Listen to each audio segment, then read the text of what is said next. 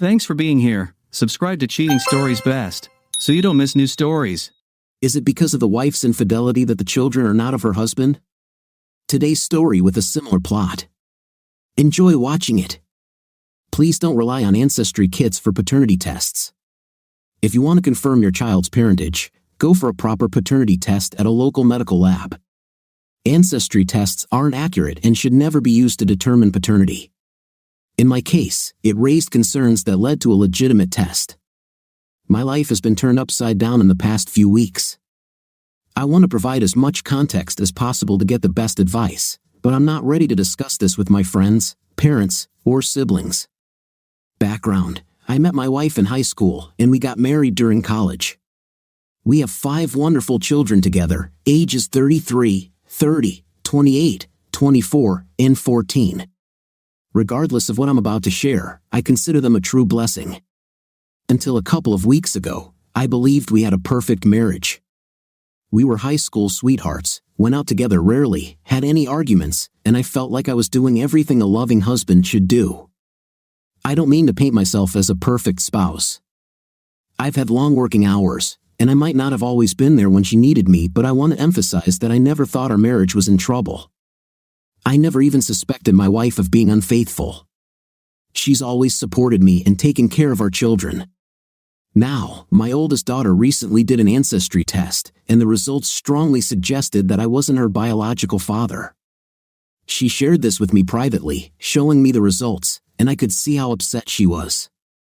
My first reaction was to reassure her that no matter what, she's my daughter, and I'll always love her. Secondly, we decided to get an official paternity test because ancestry tests aren't entirely reliable. The results confirmed that I am not her biological father. This news completely devastated me. I'm ashamed to admit that I broke down in tears in front of my daughter. It was a combination of discovering my wife's infidelity and my emotional reaction, which deeply upset my daughter. I wish I had held it together for her sake, but I couldn't. Afterward, I gathered my other children, except for the youngest one, to have a talk. I wanted to understand the extent of my wife's infidelity. If it was a one-time thing, maybe I could work through it, especially considering how long ago it might have happened.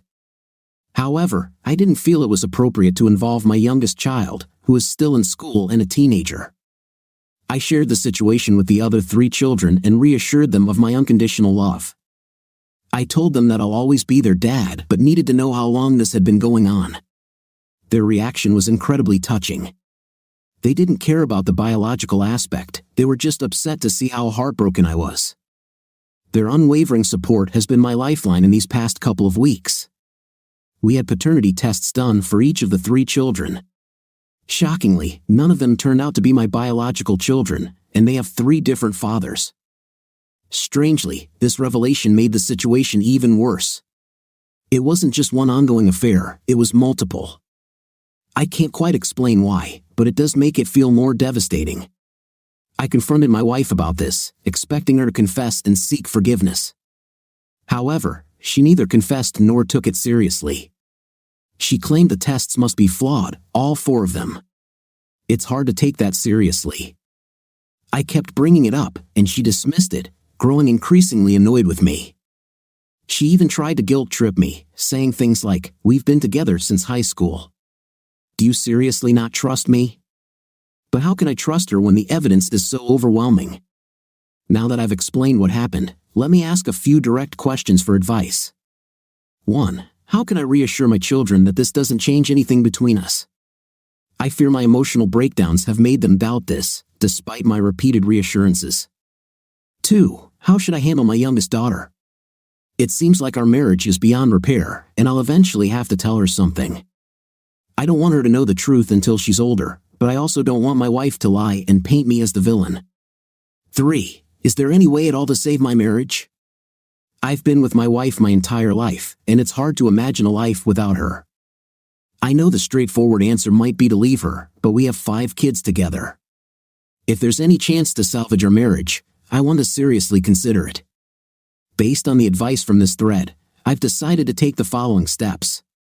Get second tests just to make sure there hasn't been some unusual mix-up or error. Confront my wife with all 4 of my older children present. talk to my youngest about the situation and offer her the choice of having a paternity test, letting it be entirely her decision. Seek therapy. Without a doubt, my mental state has really been declining over the past few weeks, and I owe it to my kids to keep it together. Depending on whether my wife tells the truth and what her explanation is, if any, I haven't ruled out some form of counseling. However, at this moment, I think divorce is almost certain unless she drastically changes her attitude. Get in touch with a lawyer and prepare for divorce if it comes to that. Once again, I want to express my gratitude to all of you for taking the time to offer your support and advice. To address some questions that have come up. How did the ancestry results suggest I wasn't her father?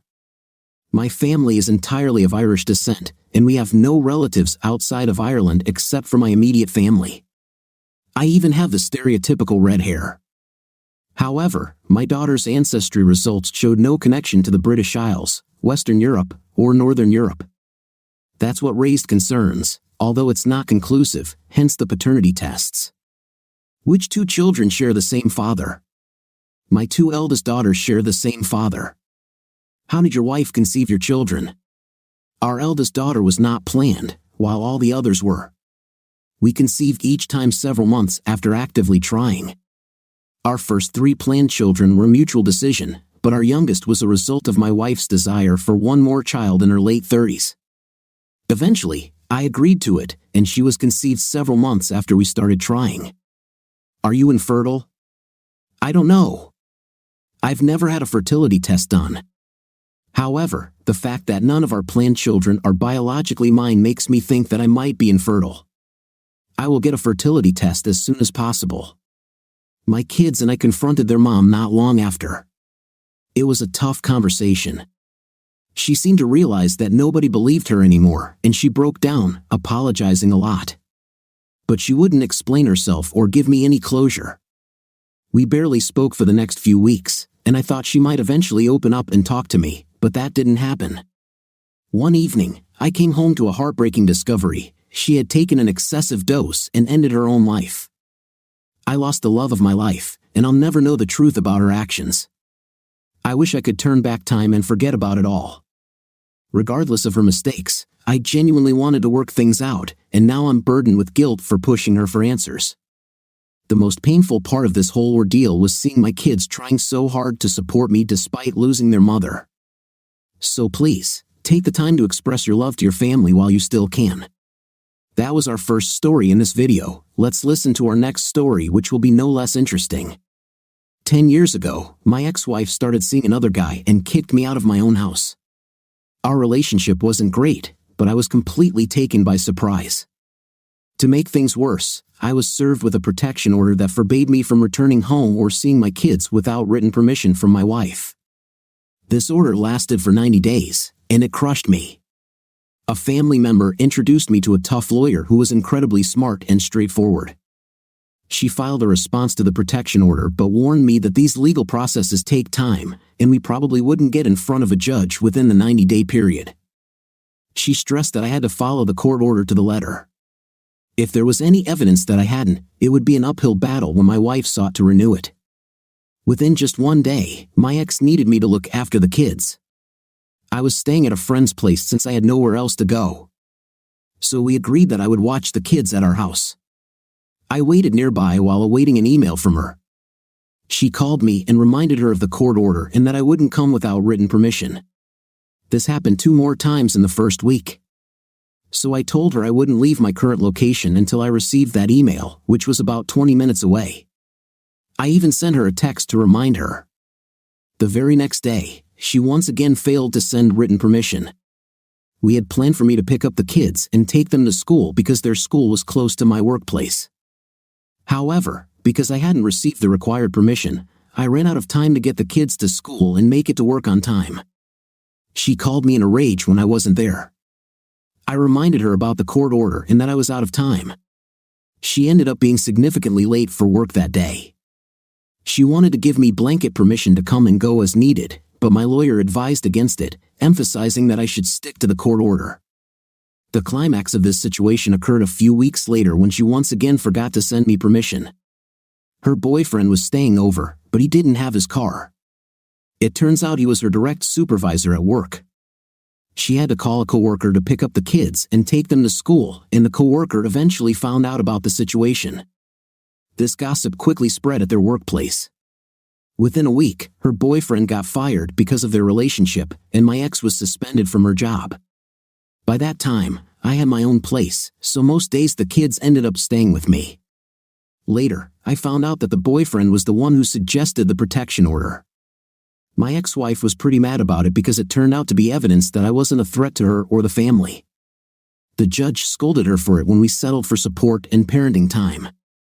She called it intentional and harmful parental alienation. This is the second part of a decade-long story that's now working out quite well. I've always been respectful and polite to the boyfriend because he became my kid's stepfather, but I swore that if I ever had the chance, I'd get back at him. I thought it might be something small, but he practically handed me the opportunity, and I've been running with it for almost 3 weeks now. My kids are mostly grown now, some in college and others in 11th or 12th grade. The college kids live with me, while the high schoolers still go back and forth between their mom's place and mine. I'm also remarried.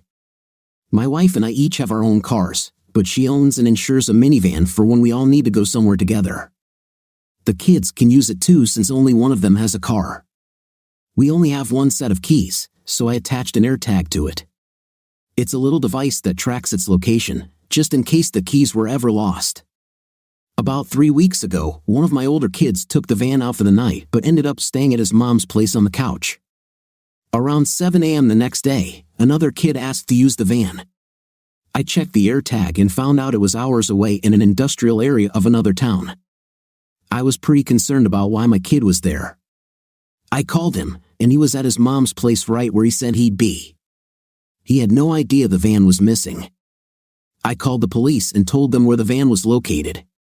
Within 20 minutes, they had pulled over the van, and the driver claimed he had permission to use it. To my surprise, it was my ex-wife's boyfriend. The police didn't seem very interested in holding him as it would be easier for him to drive the van back to our town and we could sort it out there. However, he didn't own the van, nor was he listed on the insurance to drive it, so I insisted that it be impounded. In Canada, we can't press charges, but I was determined to pursue this as theft and not let it slide. Since the guy was out of town with no ride, the police did end up detaining him, probably because it was more convenient.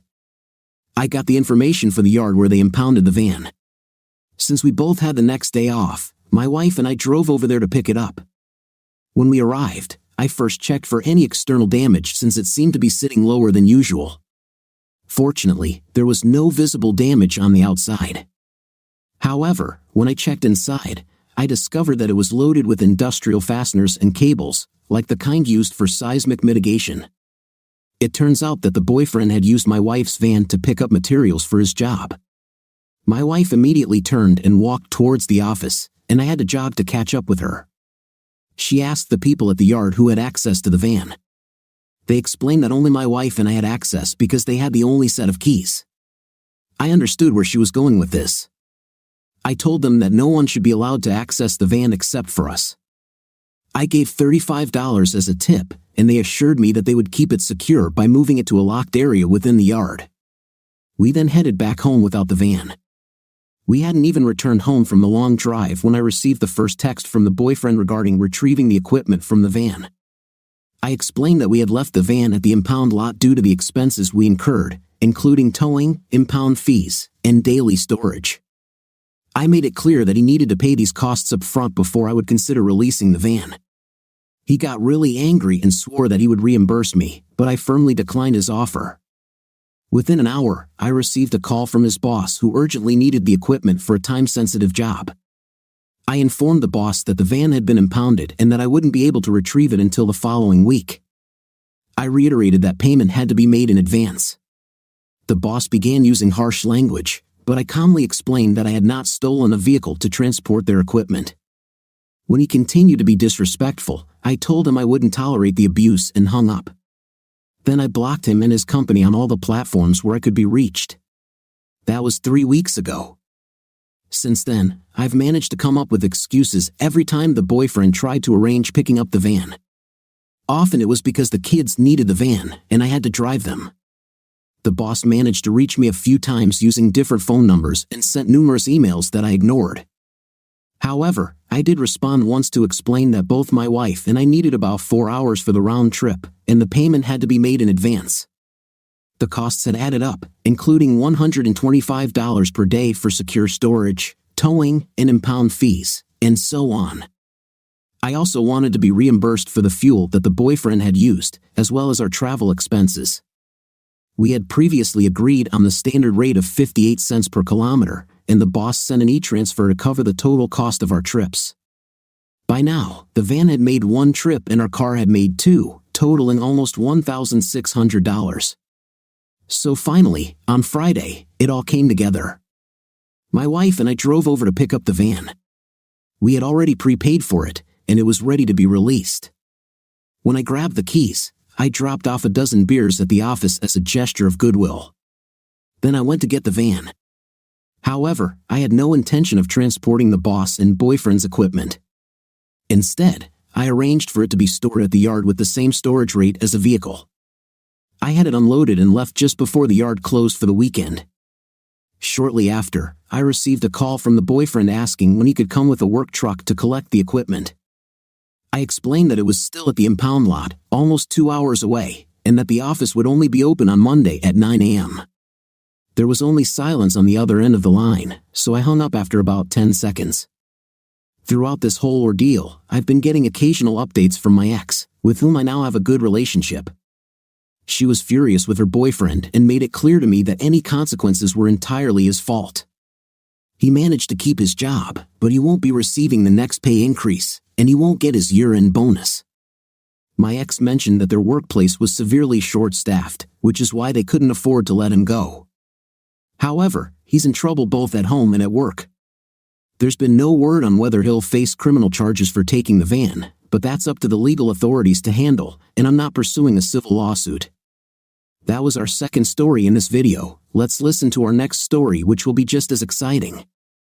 7 years ago, I was married to my ex, and by that point, we had been together for 6 years. I thought our relationship was fantastic. I had recently received a nice inheritance, so I used the money to buy a condo for us to live in. Got her a new car as a token of appreciation for her unwavering support over the years, and invested the rest in starting my own company. I believed we were deeply in love, and we had countless discussions about starting a family because we both wanted kids one day. I returned home from work, and she gestured for me to join her on the couch. She then dropped a bombshell: she was pregnant. Initially, I was overjoyed for a brief moment, but reality soon hit me like a ton of bricks. The impossibility of her being pregnant dawned on me because we were both cisgender women. I started crying, realizing what this meant. She too began to cry and apologized, but suggested that maybe this could be a positive turn of events for us. Incredulously, I asked how this could possibly be a good thing. She explained that it might be the perfect opportunity for us to have the family we had always dreamed of. I lacked the energy to argue at that moment, so I packed a few things and told her I needed some time to stay with my cousin for a few days before coming back to discuss it. I was a complete wreck during that week at my cousin's place. When I returned, I told her I wanted a divorce. I packed up the rest of my belongings while she pleaded that she couldn't do it without me and accused me of abandoning our child. I remained silent and couldn't find the strength to do anything but pack and leave. During the divorce proceedings, I allowed her to keep the condo, even though it had been purchased with my inheritance. I also transferred her car, which was in my name, to her. She demanded alimony, and despite not being entitled to it, I agreed to pay it for a year. She also asked for child support, but that request was denied for obvious reasons. A year later, the divorce was finalized. About a month before the divorce was officially over, I met another woman. I was uncertain about dating again, but my friends encouraged me to give it a try. Things progressed slowly between us, and I eventually shared my past with her. She expressed sympathy for my situation. We went on dates, shared kisses, and then suddenly she stopped responding to my texts and calls for a week. I was baffled and worried about what had happened. She later showed up at my door looking sad and dropped a bombshell: she was pregnant. At first, I thought, not again, but she quickly clarified that she had only found out a few days earlier. She had a doctor's appointment that confirmed she was approximately 16 weeks pregnant. She assured me that she had not cheated since we had only known each other for 3 months. She acknowledged that this situation might be challenging for me, expressed her genuine fondness for me, and understood if I wanted nothing to do with her. Then she left. In the end, I couldn't bring myself to let her go, and we decided to stay together. It was a bit confusing initially, but we managed to work through it. Now, my company has been thriving for years. We've purchased a house, tied the knot, welcomed 2 more kids, got a dog and a cat, and our families adore each other. However, last Saturday, my ex reappeared. We were at a family gathering on my wife's side when she unexpectedly showed up at my wife's aunt's house. She wanted to expose me as a terrible person who abandoned her and her child to start a new family with someone else. She accused me of leaving them with nothing and not paying overdue child support, and so on. Apparently, she became friends with my wife's cousin's wife during a PTA meeting. She shared my story, and they decided to confront me during the family gathering, intending to reveal evidence of my supposed wrongdoings to everyone. My wife tried to defend me, but her aunt, the cousin's mom, abruptly silenced us and harshly kicked us out, threatening to publicly shame me and ruin my company. We left the gathering in shock, and my wife was determined to wage war if anyone dared to slander me. On Sunday morning, my wife's dad, the aunt's brother, called to discuss the texts and voicemails they had been receiving. They hadn't attended the gathering. We met for lunch and explained everything that had happened. They were aware of my previous divorce, but not the details. They understood the situation, but my mother-in-law suggested that since I have money, I should assist my ex pay the child support, help her find a place if necessary, and be a parental figure in my ex's daughter's life, reasoning that the child was conceived during our marriage. She has some unusual spiritual beliefs. My wife is now upset with her mom for saying that, while her siblings mostly support our side. Except for one who is close to the cousin and believes his wife's version of events.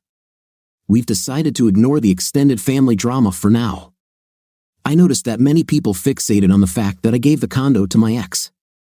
I get it, but at that moment, I was feeling really low, and I still had some love for her. I guess I wanted to get rid of everything, so I thought, well, she'll need a place for her and her child, and it'll be quicker to just give it to her. So I did it, even against my lawyer's advice. My wife didn't cheat on me, she had been with someone weeks before we even met. We met on our first date a month later, and 2 months into our relationship, she found out she was pregnant. We took things slow, didn't move in together right away. We stayed together to see how things would go. It could have ended at any time, but it didn't. We moved in together when the kid was almost a year old. My mother-in-law has some strange spiritual beliefs with her friends that have been going on for ages. It never really bothered me, but I do find some of her views questionable. I mentioned to her that I gave my ex the condo, and she said, but you don't know if she still has it. Someone mentioned that it might be because she cheated on Phil and my wife. And or her siblings might be a product of that. Honestly, I don't feel comfortable bringing that up with my wife or anyone else right now, so I won't. Okay, so a few things went down. I got all the divorce paperwork, made copies, and handed them to my wife's family so everyone could see it. I got mixed reactions. Some people told me they thought my ex was clearly crazy from the beginning but didn't say much because they thought it was obvious. They thought those who believed her were just as crazy, so talking to them would be pointless. But they did apologize for not saying anything earlier. We're not that close anyway, they're extended relatives. Others initially believed my ex because she had evidence, but after showing them my documents, they apologized profusely, said they'd support me in suing her, and offered to be witnesses and so on. Then there are those who still believe my ex, like my cousin, cousin's wife, aunt, and a few others close to them. They accuse me of falsifying documents. My brother-in-law, who's close to my cousin, hasn't said anything about the situation. He doesn't seem to be on their side but hasn't admitted he was wrong either, he's just staying silent. I filed for a restraining order, the temporary one got denied, but there's a hearing scheduled. Last week, I had a meeting with one of my biggest clients. We've known each other professionally for a long time. We're not friends, but he knew I went through a divorce years ago. When he arrived at the reception, I greeted him and started walking him to the meeting. but he stopped me and said that someone had gone to his office and told him that I abandoned a child. He asked if it was true. I told him it was false, gave him a quick summary, and even offered to show him my divorce papers. He said that wasn't necessary, that he trusts my word, and offered to help if I needed in the future. We went on with our meeting. I was upset that she had gone after my business, but then something worse happened. My lawyer has been working on a cease and desist letter, and I was debating whether to sue her or wait for the letter. Then on Saturday, something happened. I took my kids to the mall to buy some summer stuff. School classes are over, but their school still has some activities, and there's a big event next weekend. We needed to buy some things for that and other stuff. We left my wife at home to relax since it's getting harder for her. When we got back, I handed the kids some bags and told them to go inside because Mama had a snack for them. I said I'd handle the rest. I made a few trips in and out of the house. When I was almost done unloading the trunk, I heard someone say, "Mommy." I turned around and saw a little girl standing there. I was confused, and the girl looked scared. Then I saw my ex approaching, and she said to the girl, "Yes, that's who she was supposed to be." The girl stayed silent for the rest of the exchange, but my ex started yelling at me. I'm paraphrasing here, but this is how the conversation basically went.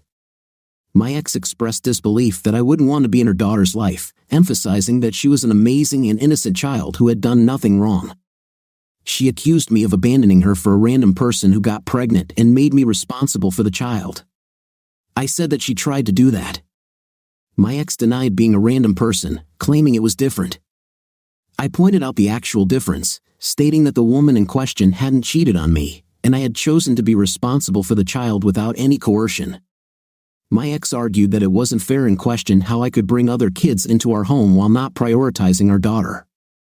I dismissed her arguments and asked her to leave.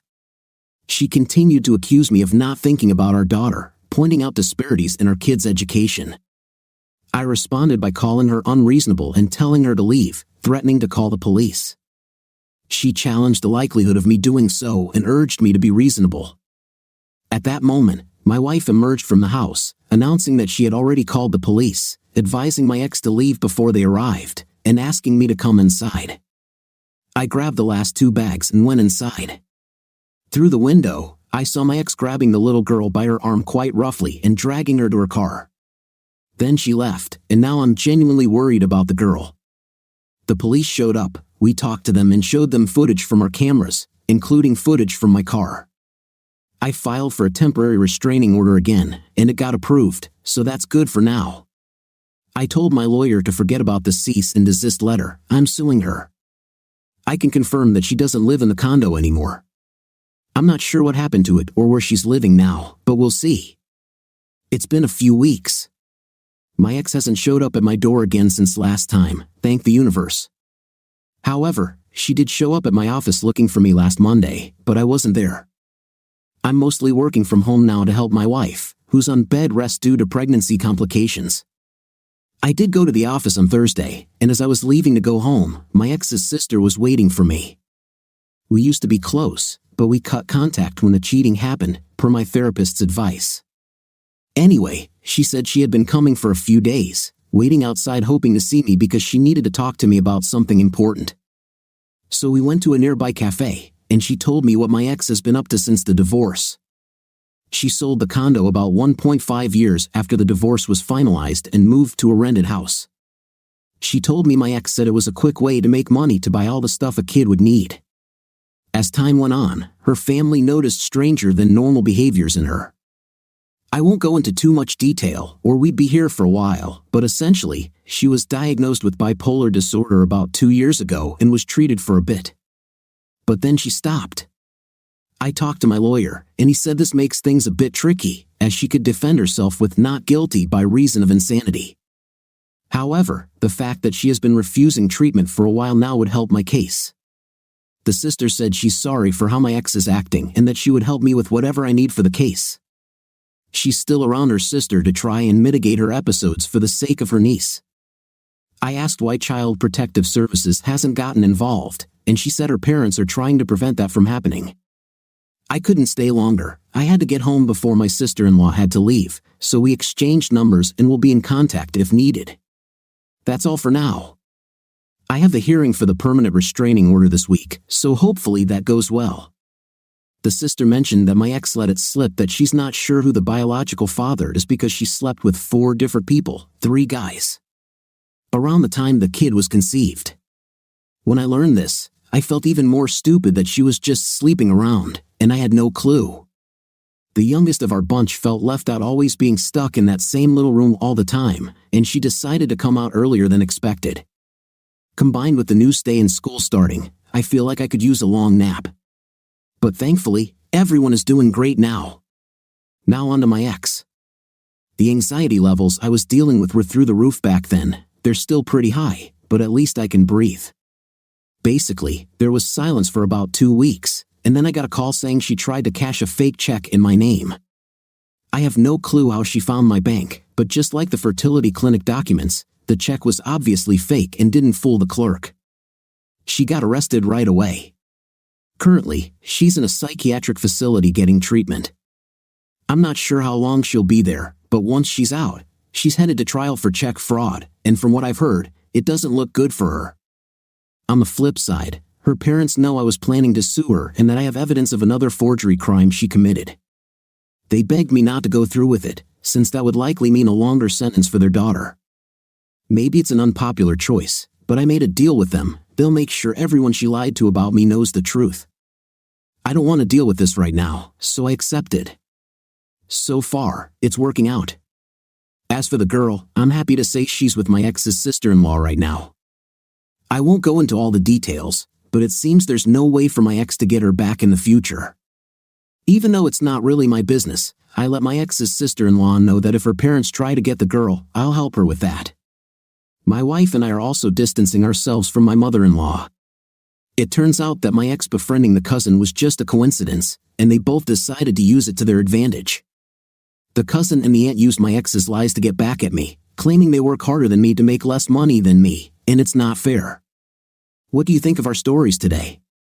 In my opinion, the last story was the most interesting and not usual. It had some moments worth thinking about. What do you think? Write in the comments. Until new videos.